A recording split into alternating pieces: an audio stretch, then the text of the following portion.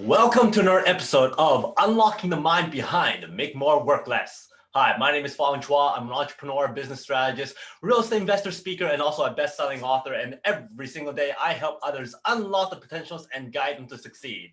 Today, we talk about another cognitive bias so that we better understand how we make decisions, how we build relationships, and how we could actually avoid certain cognitive traps so that we know how to actually act or react to certain things that sometimes we may or may not know we're actually in. Now, for today's theme, I'm going to ask you one quick question, and that is, have you ever gotten to a situation where you needed to go and, let's say, put a nail in the wall, and you're like looking all around and you can't find a hammer? You can't find that hammer that you need to use to pound that nail in? Well, then what do? You find the next best thing. You might find your stapler, you might take off your shoe, whatever it is to try and get that nail back into the wall. Well, that is something that's very, very close to what I'm going to be talking about, and that is functional fixedness. Now, functional fixedness is basically using and looking at objects and tools in its original form and thinking of how to use it all the time, the same way all the time, and not being able to go around and thinking of different ways of using that item. I'm sure that a lot of us has looked at trying to unscrew something or taking out a screw and then looking for a screwdriver and can't find a screwdriver. And that's because all we could think about is using a screwdriver to take that screw out. But if you actually think about it, some of us has actually went in and looked, oh, look, we could find a dime and you can use that dime and take that screw out. And it's almost like, are you able to MacGyver stuff, which is kind of interesting as well. And that is basically going against functional fixedness, is being able to find a function outside of the norm, outside of what was originally the purpose of that tool or object. And basically the definition of functional fixedness is the tendency to think of things only in terms of their usual functions and impediment to a problem solving. So the thing is, can we use items outside of the box, thinking of different ways of using that item? And the thing is, this doesn't just limit us to just purely tools and objects, but I'll actually go into how it kind of limits us in behavior patterns. Now, our brains are very programmed to recognizing things and using it the same way over and over and again. That's because we don't want to reinvent stuff. We don't want to go against what we're normally used to. And therefore, it makes our lives a lot easier. It's a way for us to make things easier to understand, easier to accept, and feel that security and that comfort. But sometimes we have to go against that functional fixedness and be more creative. Think outside of the box, think of different ways of problem solving or designing so that we can actually achieve different successes.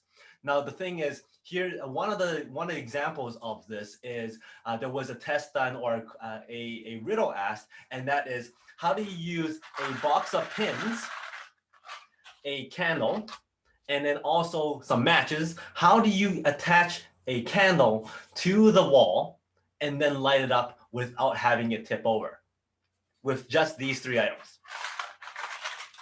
So that question was asked. So let me give you a couple of seconds, or you could pause right now and just give that a thought. How would you attach a candle to the wall with a box of pins and also a match so that you can light up that candle without it falling over? Okay. So now that you've had a little bit of time to think about it, the answer, lots of people will go, well, I'm just going to take this and try and pin it to the wall, and then you light it up. And that's because that's the function of the pins and the function of the candle and the match.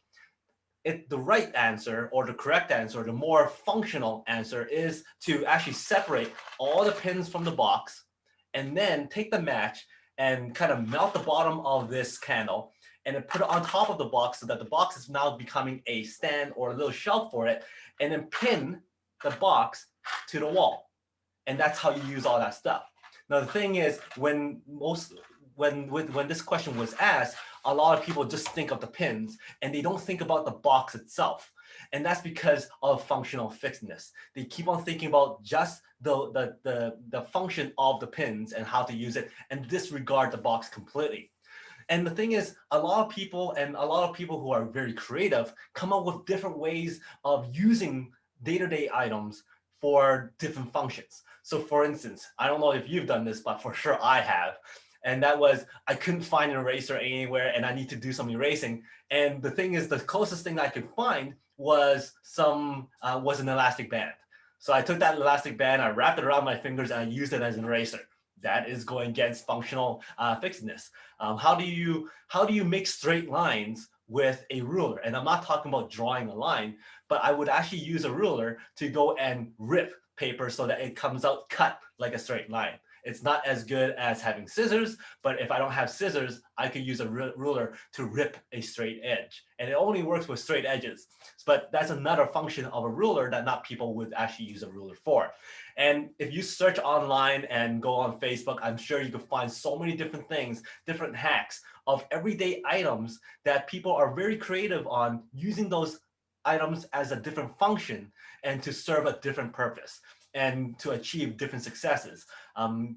If you are a fan of music, search up Stomp. This group is phenomenal. They're able to take everyday items like a lighter, brooms, and also pots and pans, garbage cans, and they create music. And it's a great show. But most people don't see a broom as a musical instrument. People don't see a lighter as a musical instrument, but they were able to create concerts and shows and performances and great music with great themes and great rhythm with everyday items. Another thing is, for instance, using bookmarks. I'm sure a lot of people don't actually go out and buy bookmarks, but they go look for everyday items and go, hey, I could use this as a bookmark. That is going against functional fixedness. Now, like I said before, functional fixedness is not just only for tools and objects. It could be because of behavior patterns. Now, for most people, they go, the living room is created for us to put a TV, a couch, and a coffee table so that we can sit and enjoy ourselves. That is what the normal behavior is. That is the functional fixedness of a living room. But there's people out there who likes to take the living room and repurpose that room to become let's say a theater, or a place where they could record their videos, or a place where they could put up a green screen and do a lot of different creative photography and whatnot and become a studio. That is going against the functional fixedness.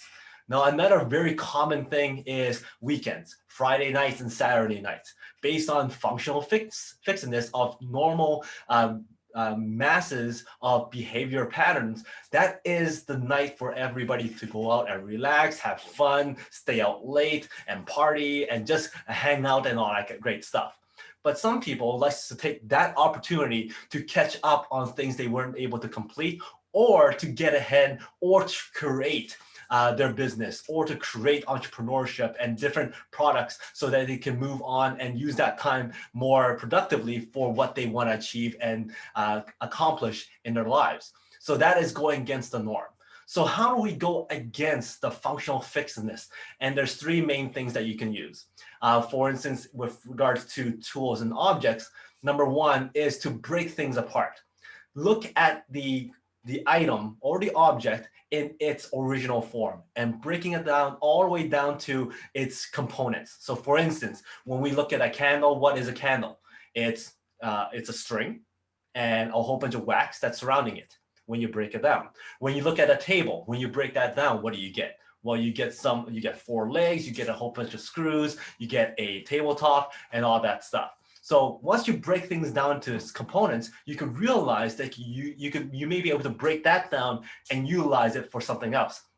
Just like MacGyver did in his shows, where he breaks things down and creates different things for problem solving and achieving the results that he actually wants. For instance, like I said before, we could take a tire, and instead of just throwing it away and not using that tire, repurposing that tire into a tire swing, because it could be used for recreational purposes now.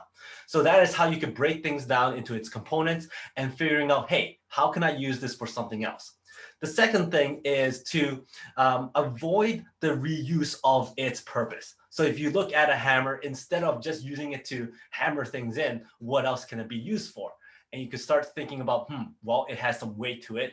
I could use it as a doorstop. or I could use it as a paperweight. I could use it for something else other than just hammering things in. So you kind of think of what else can I reuse this item for something else. I've seen a lot of people take pots and pans and use them as gardening pots for them to grow vegetables and grow different things and plants. I've seen people use coat hangers and they've repurposed that into art.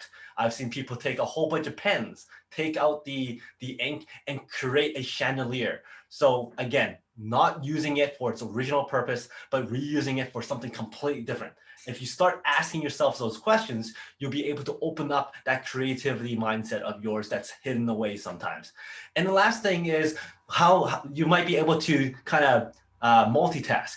Break yourself out from that focus and just regroup. So if you find yourself stuck thinking of how to use these items or these tools to solve a problem and you just are completely stuck on it, go do something else, rest up a bit, come back and revisit that problem.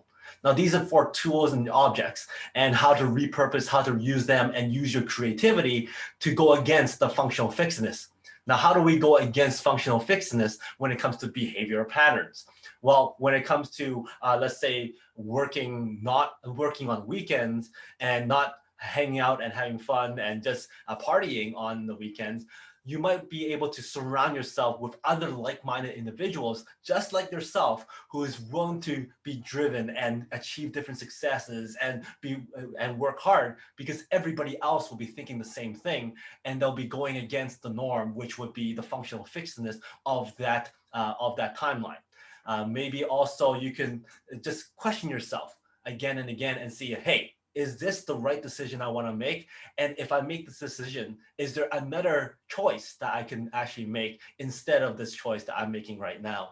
And then you can kind of map out in your mind what the results may or may not be when it comes to the two different choices. And that's how you can personally go against the functional fixedness of behavioral patterns.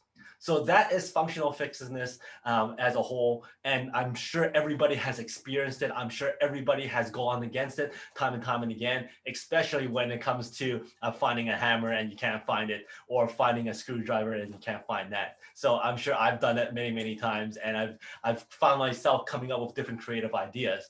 But for yourself, always ask yourself, is this the right decision I want to make? Is there another solution? Is there another way to repurpose this information or this object or this tool? And you'll be able to go against functional fixedness. So I hope you enjoyed this episode. If you did, please like, comment, and share. There's a lot of different other episodes for Unlocking the Mind. If you like Unlocking the Mind, there is the Peak Potential Success Show, Master Mind Bites, and Make More Mind Bites as well. Please like, subscribe, and share and comment. I love seeing your comments. But until next time, today is the day to unlock your potential. I'll see you later.